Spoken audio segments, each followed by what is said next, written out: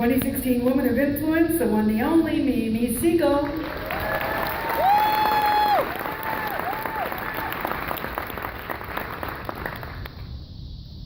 Mimi, what drew you to this specialized yet really very powerful kind of business, kind of nonprofit?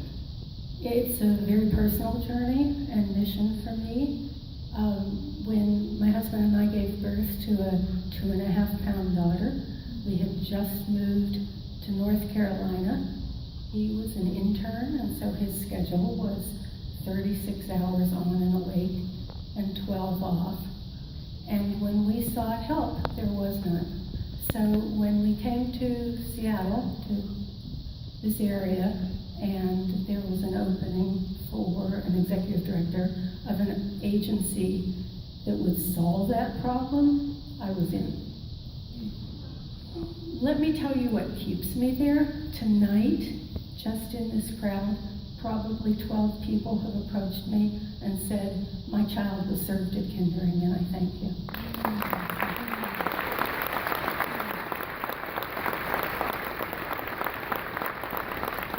There's a question that isn't on here or planned, but I just have to ask you if you have one story that you'll never forget from this work. There's a young boy, and his family is very public about this, who was so medically fragile that his mom and dad really couldn't care for him. And we developed a foster home that stabilized. We found a nurse who would take him in for a couple years and stabilized his condition. He then went home. He's more than successful, a college graduate, working at Children's Hospital as we speak in their fundraising department. And every once in a while he checks in with me to tell me how well he's doing. Story we'll never forget either. When we asked you about an important mentor, you said your sister, and we wondered why. We teased that my sister's so perfect, she delivered all her children on their due dates. She was a hard act to follow.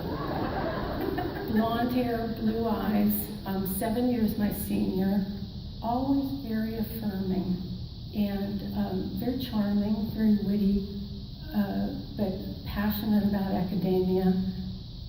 Keen financial mind. She was really quite a nice model for me of what a woman could achieve. And then in the early 60s, she and her husband offered to take me. They had only been married a year, and they were headed to Europe for a couple months driving trip, and they trucked me along in the back seat. What they said was it would help them save on gas. But it was an exposure like none other to arts and education and culture that has truly transformed my life. Mimi Siegel, 2016 Puget Sound Business Journal Woman of Influence.